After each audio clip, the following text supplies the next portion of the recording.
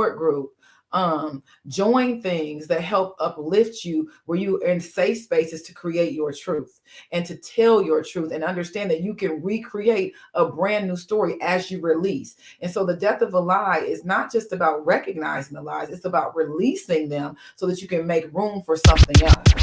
Stop scrolling. Welcome to Conversations with CJ. Today I have Phillitia Charlton, who is the owner and founder of Charlton and Charlton Associates emotional wellness firm. Phillitia is a trauma-informed speaker, author, life coach, and thriver.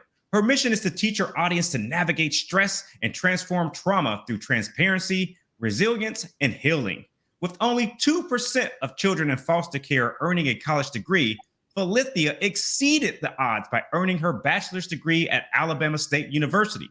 She has also completed graduate programs at Jones International University, University of Dayton, and Wright State University. Phillitia has been recognized by the Rotary Club of Dayton, the National Center for Urban School Transformation, and the Ohio Auditor for the state and the National Urban League.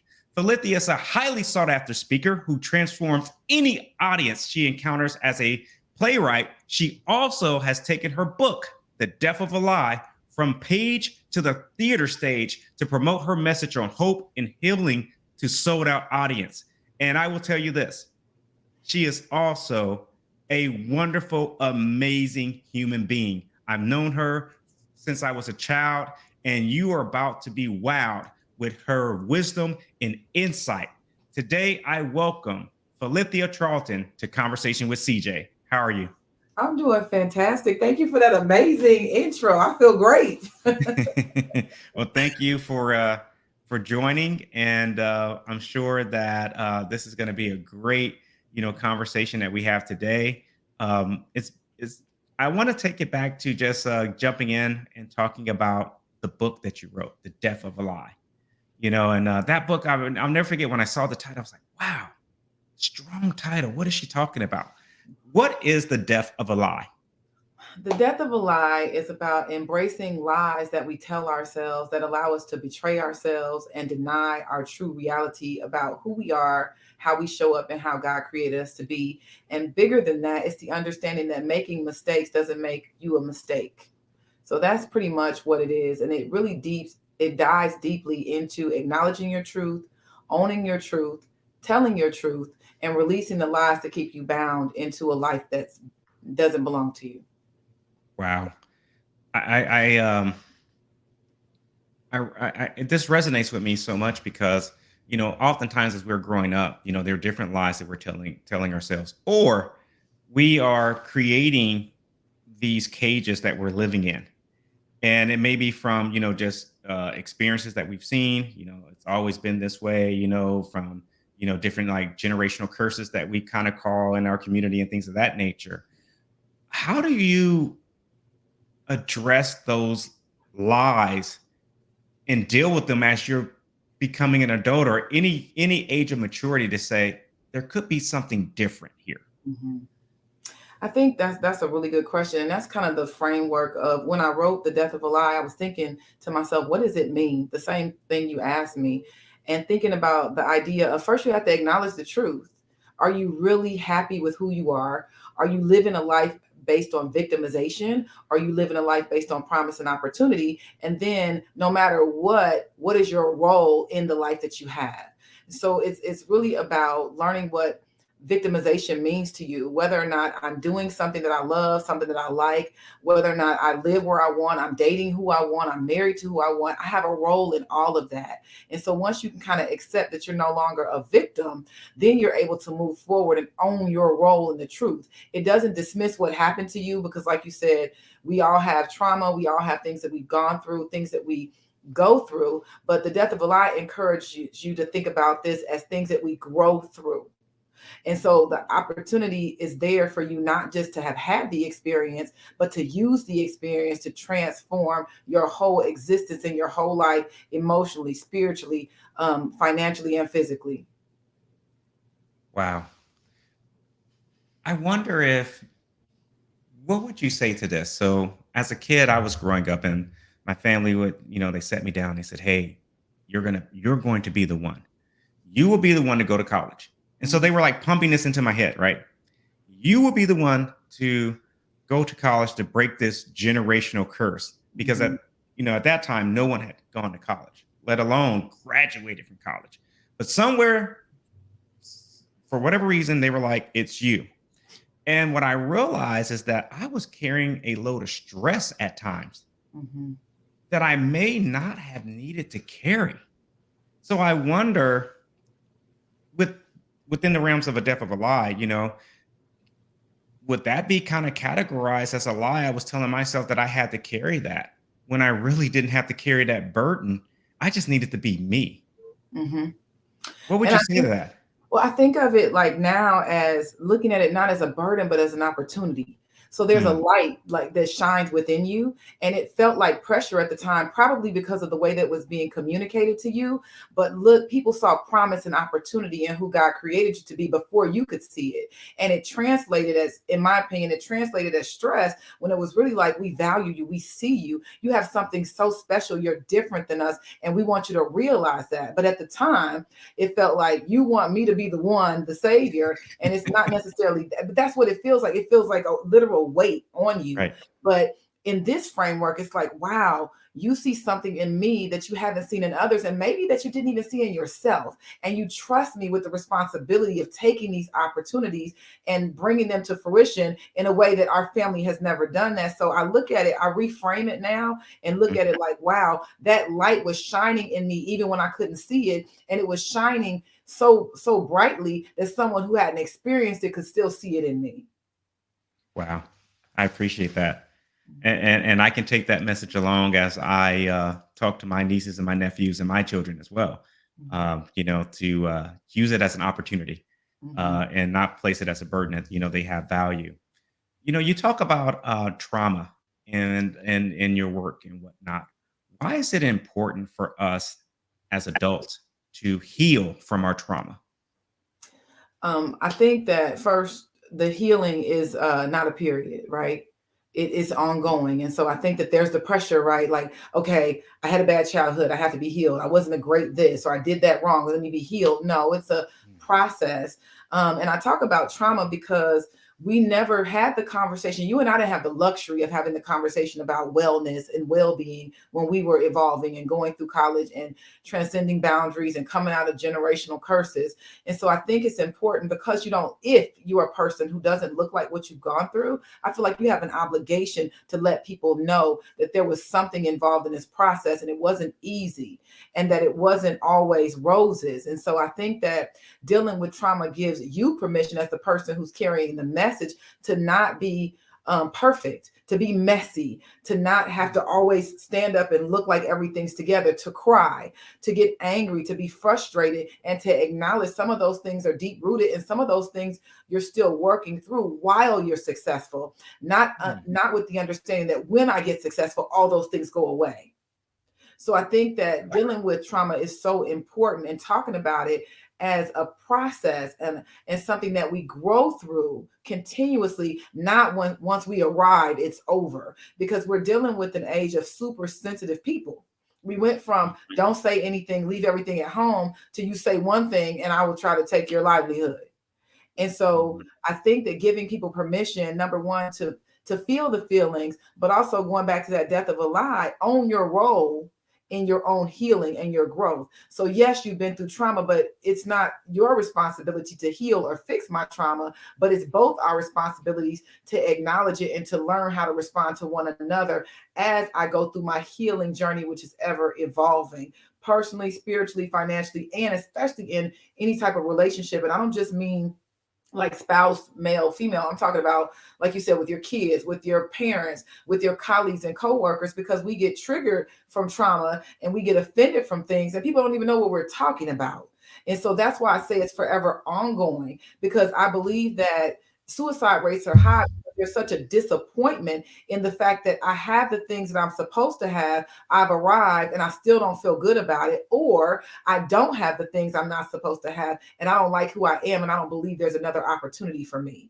And I believe both extremes are extreme, and that both can be, I don't have what I have, but another day is an opportunity, or I have arrived financially, but I'm still growing intimately and physically, and being responsible for who I am in this financial success. There's a lot to unpack in that. It takes me to, I could talk about, my experience in corporate America to my experience in making the transformation to being the person that I am today when I made the decision to be happy, right? Mhm. Um, where you talk about, how we grew up and, you know, that no one was talking about emotions and feelings. We were so much, had it closed in and almost as if, you're walking around and you didn't smile. You had the mean mug all day. I'm tough. Mhm. Don't talk to me. Don't try me. Right. And I would never forget. I made the decision to be happy. Mhm. And I was like, I tried being angry for so many reasons. Right. Um, angry because the way I grew up, which it really wasn't that bad when you look back at it. And I thank goodness I had a stepfather that was in my life since I was 2 years old. Because I can't say I didn't grow up without a father figure in the household, right? And I had a working mother and a praying mother, right? A spiritual, blessed mother and grandmother as well. But we had ups and downs in the community that we lived in, with drugs and things of that nature. But I'll never forget when I said, being angry wasn't working, you Mhm. know, and I was like, I'm going to try happiness. Mhm. I'm gonna wake up happy. And till this day, every day when I wake up, outside of just praying, being thankful that I can open my eyes, I can wiggle my hands and my fingers and my toes. I wake up happy for an opportunity. Now I don't know what's going to happen during the day, but at least I have set myself on a path to be optimistic and to be happy. Mhm. And I also think about what you said when you talk about working through into success, even in professionally. Now, I had a 20-year career at one of the largest data analytics companies on the planet, and I was running a $160 million business. People would look at my success and they would say, "Wow, man, you had a lot of success." But I'll never forget not being happy Mhm. at certain periods, wondering why don't I have these different things, thinking that material things would create happiness for me. And then some of the actions and behaviors that I had to take on in order to achieve that level of success. What did I have to give up? What did I have to sacrifice? Well, I wasn't at all the basketball games or football games or the family dinners, you know? Yeah, I can say, well, we live a great life, we take vacations, this, that, and the other, but there was a big price to pay, and there was a health price to pay Mhm. that I ultimately had to pay, um, that I still work through. And so it's interesting that you talk about that because when I think about like the healing path, and I love that you said it's not a period. So I had to go through 3 years of coaching and meditation in order for me to go inside of myself because it was buried that deep to be able to start dealing with some of the trauma that I had from childhood to college to work. Mhm. And also, and now what didn't mean that I wasn't living a great life still, like you said, like even when you talk about the trauma that you went through, I mean, nobody would see that when you look at you. You're always stylish, energetic, and you create value with what you do. Um, the question that I'm leading to is this: once we accept the lies and we deal with the lies, how do we turn that into power or empower us so that we can move forward as better people? That's a great question. And thank you for sharing your journey as well. And it kind of goes back to that acknowledging the truth, right? Um, Owning the truth and then telling the truth. So part of that is just being honest, like you said, having those real conversations with people that you love, people that you care about the things that you've gone through, the things that you go through. I think that there's so much power in transparency and truth. And it doesn't mean go tell everybody your business, because we're in such a protective state. But part of my success has been because of authenticity and transparency. Like I am not, I don't hold things very well. I know how to be private, and I know how to not necessarily tell my business, but in terms of how I evolve, part of my testimony in ministry is to share it. Share the fact that I've overcome emotional abuse, share the fact that, I'm newly divorced and still experiencing challenges, share the fact that everything wasn't perfect for me as a mom, as I learned and navigated how to be a mom when I didn't have my mother raising me. Share the fact that, learned to deal with imposter syndrome and had validation issues that resulted in getting those four degrees and going to three different colleges and completing several programs looking for validation that I didn't receive. And so I think that the more that I share, the more that we share through storytelling, not through shame, but through an opportunity to tell your testimony, to heal, unite, and have people come together, I think that that's a way to get it out. And if you're not there, which is totally fine because everybody's not called in that way, go to counseling.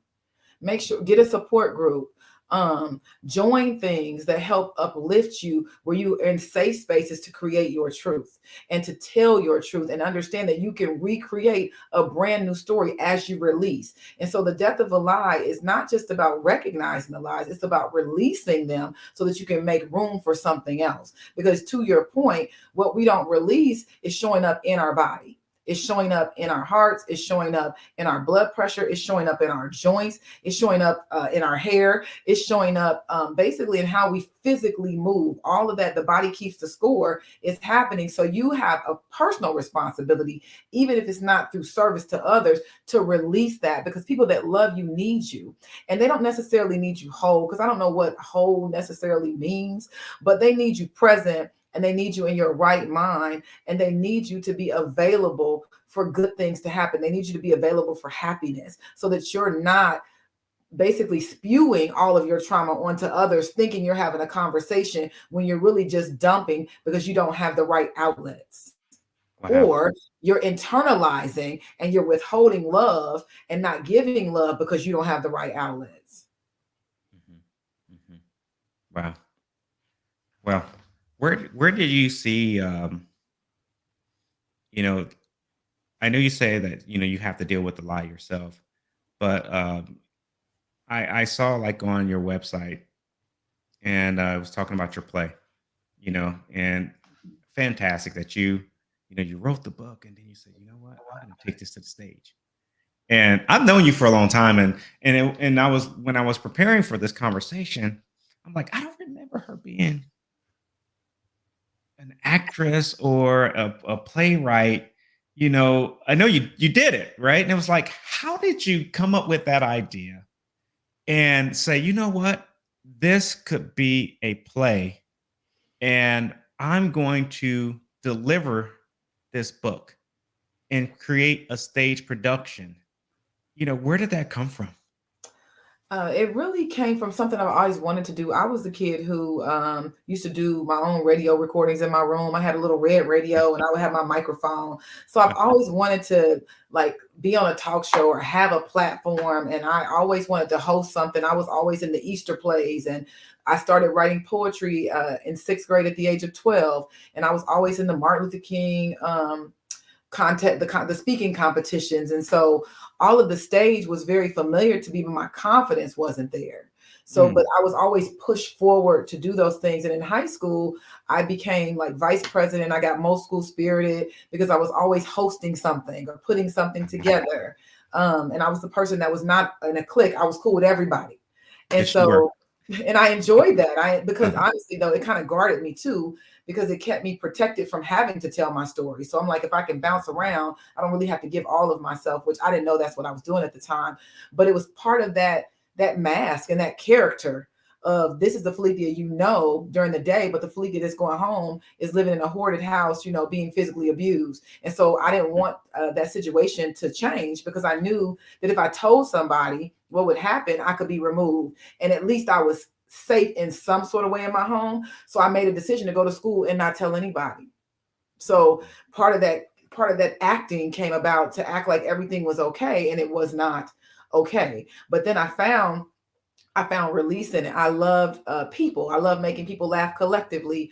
I'm funny and I'm fun for the on in that realm, and so it allowed me a way to release and kind of to take all of those feelings that I was not able to express at home and be 100%, at school. So, and my aunt too, while she was bipolar and she was very abusive, she was brilliant, and she was born in 1928, one generation out of slavery. So her idea of discipline was abuse, and she was abused, and she grew up in an orphanage, highly abused, very dark skinned, and so she didn't ever have any kids, and she was the last person on the list to get us. Like nobody else could take us. My mother was mentally ill, she couldn't take us, and she was a great aunt, but she didn't know how to be a parent. And so we had never experienced any of that with her, but what she did expose me to was reading. She exposed me to Before the Mayflower, highly educated woman. She was an AKA 1950 Zeta chapter from Wilberforce. She exposed me to For Colored Girls. I stayed in the library in the Black sessions. I had to watch Roots. I watched Eyes on the Prize. So while she didn't know how to parent, she knew what education would set me free. And so it was that kind of this big pull about be smart, but also her inability to manage her emotions. And so that's where some of the passion came out, because in the writing, I could express myself in a safe space without getting her upset because of the exposure that she gave me. So all of those things, when I started writing about my feelings, I started writing about my mother, I started writing about not having my dad, I started writing about how I felt as a woman with no father because she didn't have a man. She was single the whole time with no children. So I never saw a man.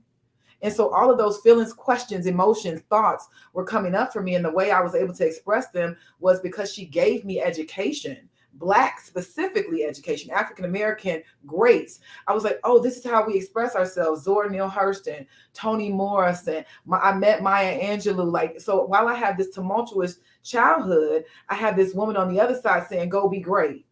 And so those were the ways that I learned how to express myself, through going to the library and reading. And so I read For Colored Girls. Then I went to the library and I rented the tape.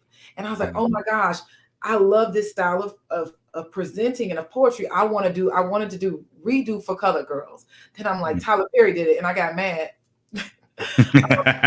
First, and I was like, well, I want to do something. And my book, I had just written my book, and I'm like, my book's not selling. What if I turn my book into a play and do a choral poem and kind of acknowledge some of those thoughts and feelings and put that together in a way that tells my story from foster care to resilience, and growing through that trauma. And so that's kind of where it all came together. My love for theater, my love for African American literature, my love for the arts, and my love for creativity, and then allowing people to share in that story through the stage play.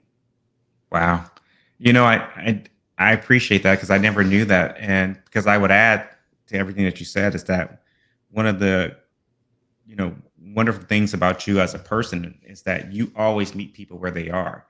And so when we met as children, you never opened up, that place in your life, but you always would give me like little seeds of positivity. You were always a positive individual, no nonsense, but positive, right? And you always had a great positive word.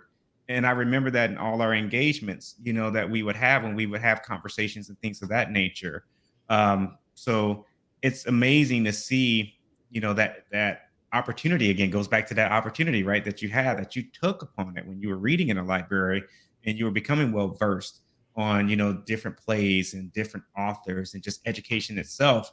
And now you've taken that. Let me ask you this question. I saw on your website when it talks about, the book, The Death of a Lie, and one of the FAQs. And this is in the FAQs. You take a moment to make sure you set the record straight. And it says, is this play only for women? It says the stage play isn't just for girls and women.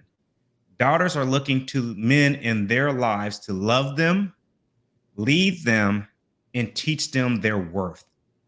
You know, and that just stuck to me. I'm a father. I have twin daughters, right?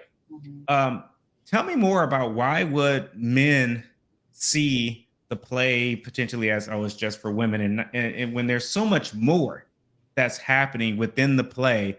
And then how you made it a point to say, hey, daughters are looking to the men in their lives, whether it's their father, whether it's their uncle, whether there's their brother, whoever it is, play uncle, right?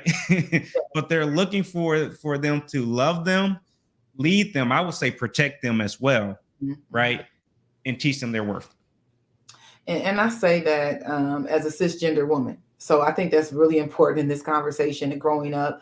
That for me, what I view as a man comes with all those things that you talk about is love, our protection, healing, affirmation. Can it only come from a man? Absolutely not. Do you need it from a man? It depends on what you believe, and how you're set up. And for me, I just felt like that was truly missing for me because of some of the things that I dealt with in relationship. And if you don't know who you are, and your first relationship is with your parents, and you don't get that affirmation and value, I'd be remiss not to believe that it affected or impacted how you show up in life, period, especially in relationship. And I believe that we are connected and wired for a relationship. Once again, when I talk about relationship, I'm not just talking about marriage, male, female. I'm talking about as people.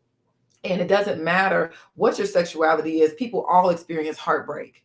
And I think about, I've heard this before, but my first heartbreak was from my father not being in my life and not having someone to show me what to do, how to respond, how to act, not having someone to be there to protect me, and having to feel as though I had to do that all by myself. And so that protection at that time when I was younger turned to anger. Then it turned to I'm doing me, which led to devaluing myself. And then it turned to isolation because now I put myself in predicaments that I'm not proud of. So how do I show up if I'm interested in this type of relationship with no example? And so that's what I talk about is men not taking a step back and saying the death of a lie is something feminine. No, it's a movement and it's a mindset and it is a ministry about how do I want to show up in the lives of those that I love? And particularly for me, with the women who are not protected, specifically with Black women. And some of them, and sometimes one of the things I found with this play too is that women who had their fathers were saying they felt the same emotions because their fathers were alive but not present. And so it has brought up conversation about how I see myself, what I believe I'm worthy of, how do I show up for myself, not only just for me, but what type of woman, if I want to be a wife, or what type of woman do I want to be in a relationship, and what examples do I have to help me if the person who was supposed to do that never was present in my life, whether they were alive or not. And so I think that it's just a call to action about protection of women, and me being a Black woman in this society where we are set up to be strong in a way that could be dangerous for us. And I didn't understand at the time before that strength is not the absence of vulnerability, and treating us with kindness, treating us with softness, intentionally treating us with care, and treating us in a way that would help us understand that we are worthy and deserving of that at home first, outside of the home, and at the job. I'm not so strong that you can mistreat me, that you can handle me in a wrong way, that you can do me anyway, and I still always bounce back, because some hits people cannot necessarily recover from. And I've been blessed in the realm of understanding who I am and taking that spiritual journey, taking that journey mentally to be able to recover. But I meet some women who are still lost and trapped because they were heartbroken by the man that was in their life and not fully present, or grieving the loss, or romanticizing the idea of what a father could and would be, and then misplacing and misrepresenting themselves in relationships with men, which impacts how they see their value and their worth. It might not totally define it, but it definitely impacts it. And so it's just a call to action to men to be responsible for the way that you show up, and learning what love looks like for you, learning how to heal, learning how to grow in your healing process rather, and then learning how to effectively communicate that so that the women and the people that you love will know the true essence of who you are, and not your representative that is cloaked in hurt, pain, and shame. Wow. Ooh, girl. I shouldn't even say, woo. But we go way back, so. Way back. It's okay. I allowed it. I give you permission. I'm like, wow. Because I'm writing down so many things, and I'm like, I wrote down examples. So, like as a man myself, coming from a blended household, I have a stepfather, and a question was posed to me, and it says, "Who do you think you take more after? Is it your father or your mother?" And I go, so well, you need to add my I call him pops. So you need to add my pops into it as well. He's been in my life since I was 2, and the strength that he has to raise 2 boys that were not his own, Wow. I can't even understand. And we were the older children. I have a younger brother and younger sister. And I was like, for him to take us on, and kind of, take that father figure and work through, all the issues that we had. You're not my daddy. Da, da, da, you know what I mean? Because all little kids go through that, right?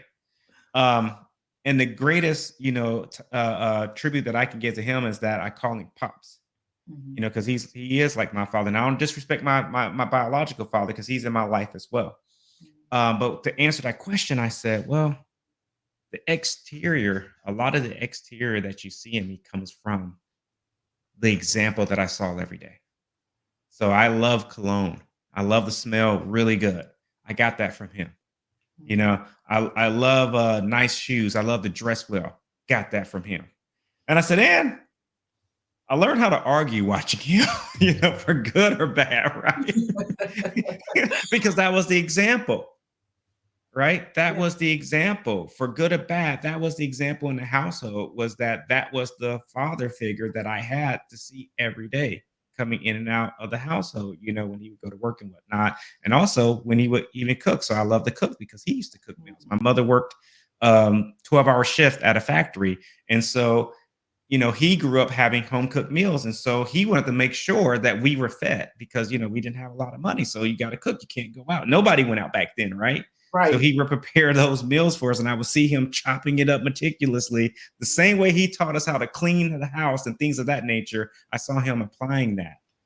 Um, and there's just so much more that you even talked about in that answer. But I think examples are huge and are big. Who do you have as your coach or your mentor or people that you lean on? I've been very blessed. Like I feel like with everything that I've gone through, I'm a community kid, and so somebody always saw light, even when I couldn't see it, even when it was covered. So I've been grabbed up and put into programs. I grew up at the Wesley Community Center, and there's this lady named Dr. Karen, and she was Karen Fletcher. She was one of my mentors, and I used to come up there because I would have bouts with my aunt and her bipolarness, and we would literally get into these physical fights, and I'd come up there screaming, and she was like, "Don't come up here with all of that." And so she was teaching me at the time how to manage my emotions and about the Johari window. And I was like, what, 13, 14 years old, learning about this stuff. I didn't know that it would benefit me later. So Wesley Center had a huge impact on teaching me value and worth when I didn't have those people in my life. I have a godmom who came into my life when I came home pregnant from college. And her name is Pastor Robinson, and she snatched me up a couple of times and was like, "What is wrong with you? Why are you so mean and so angry?" And just started showing me God for myself. I knew God, but having that personal relationship and making me responsible for my own prayers and my own, not just leaning on her, but saying, "I serve the same God you do, you ask him." Just women who have been wrestling with me, like, "Look here, little girl, I'm not the one who did this to you." So, I mean, you smart and all, but sometimes you could be so smart, you're mean. And I didn't want to be mean. I just was raised mean. I mean, in terms of being disappointed in myself. And so I think that those women in the community have been extremely helpful. Mr. Walker, who was the director at Wesley Center, was like a father figure. I used to love seeing him with his daughters and watching how he handled them and uplifted them and was there for them.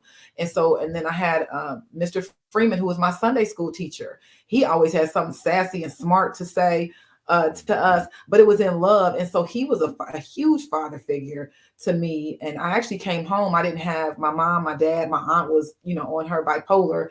And so when I came home from school pregnant, I didn't have anybody to watch my daughter. And I'm like, I don't want to put her in daycare. Number one, because of safety, because I felt like I need to protect her. And then number two, cost. And so I asked my Sunday school teacher, who I hadn't seen in a long time, to ask, can your wife, who I had not met, babysit my daughter?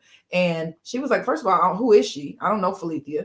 Second of all, she was like, I don't babysit, because she has 6 kids of her own, lots of grandchildren, kids that were older than me. And she was like, she said no. And so then I went to her and she said, well, I'll watch her for a few days until you find someone else. And she watched her all the way until she was 18 years old. And so Wow. I say that God taught me how to give me relationship outside of a traditional family. And I've been covered and protected because I allowed people to help me. I never thought that I had it all. And I knew I had to trust God for the faith to see people's character, for the discernment to get the help that I didn't have.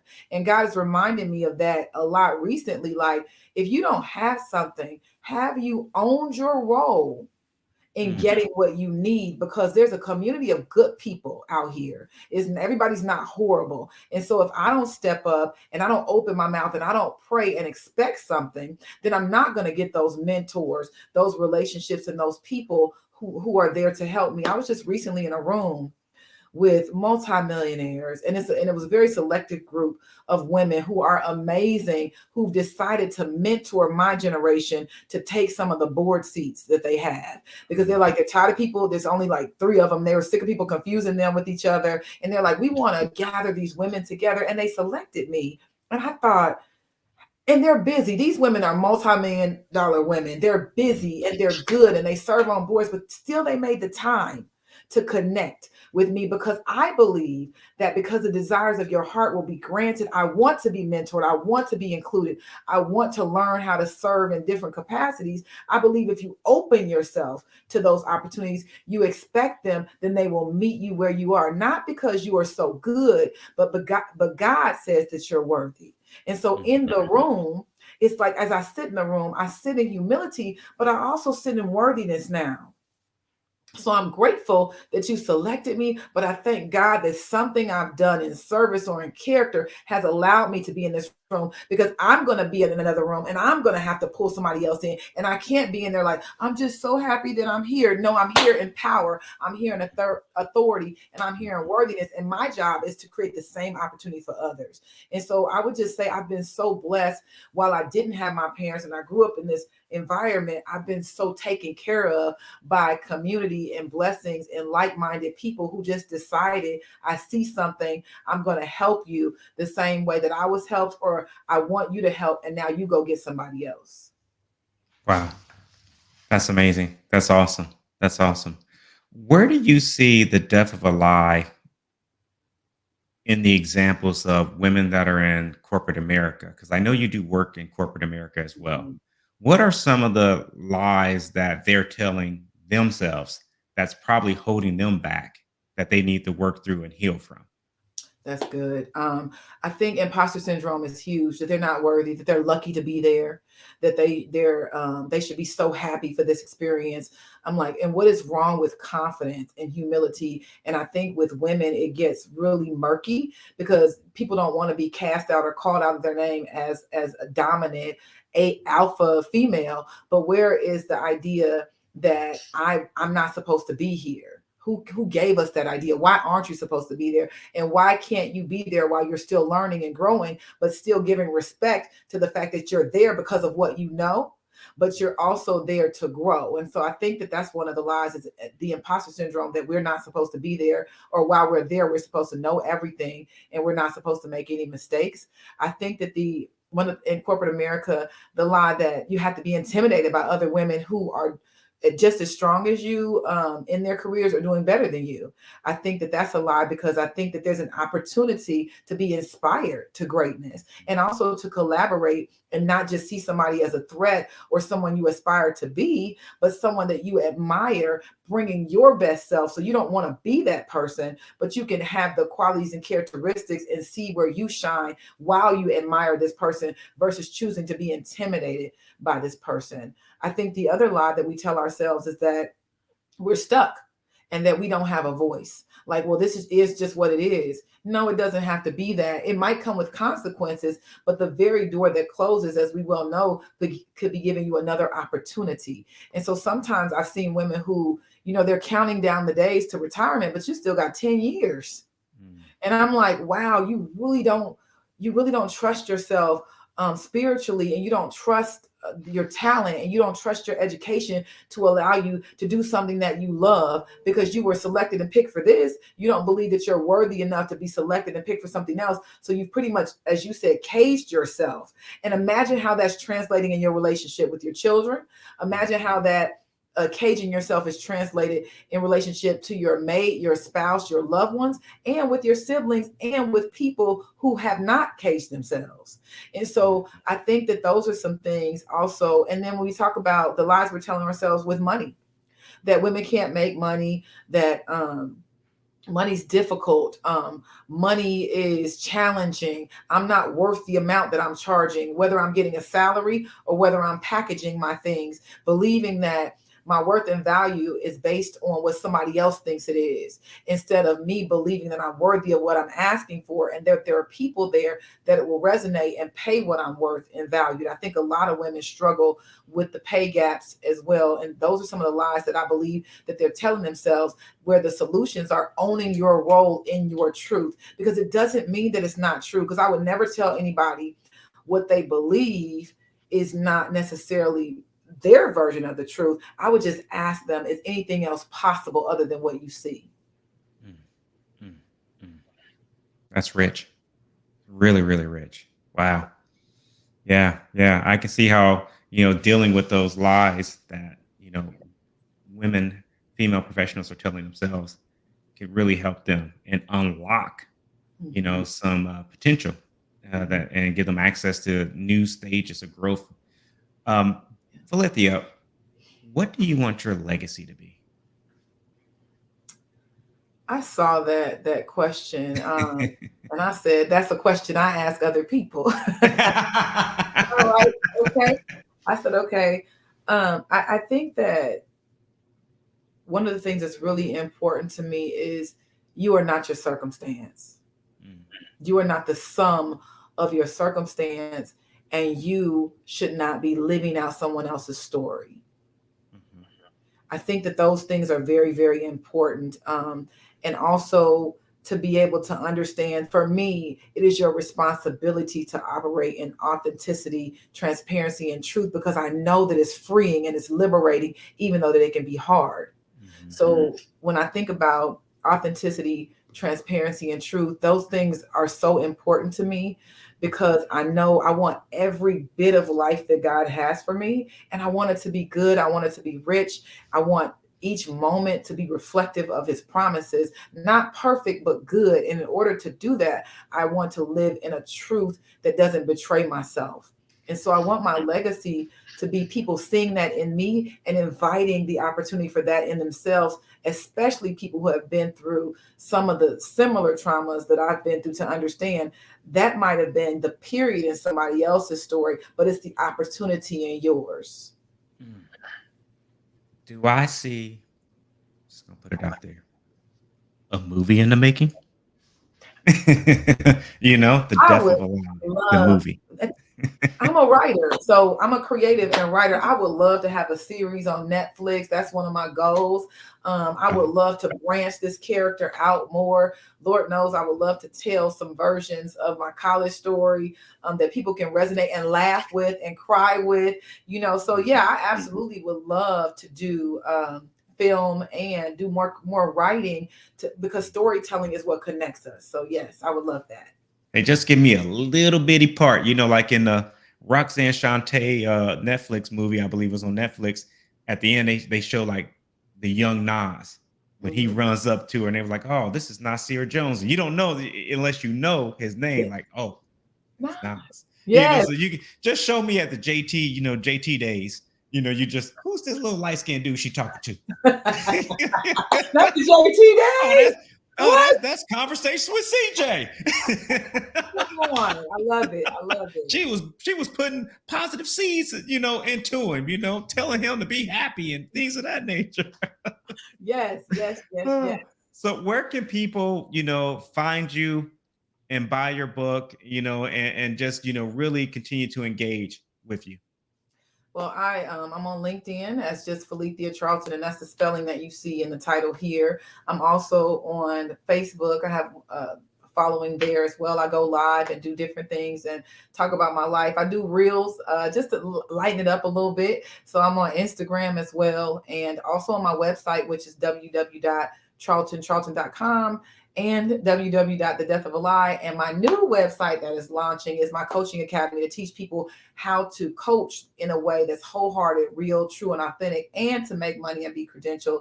And that's www.ewccoach.com. And that's launching this April. So I'm very excited about all of that. That's awesome. Well, I really appreciate you taking time to talk to us and share your wisdom, your insight, your experience, and your story. This has been great. Thank you. Thank you. Stop scrolling.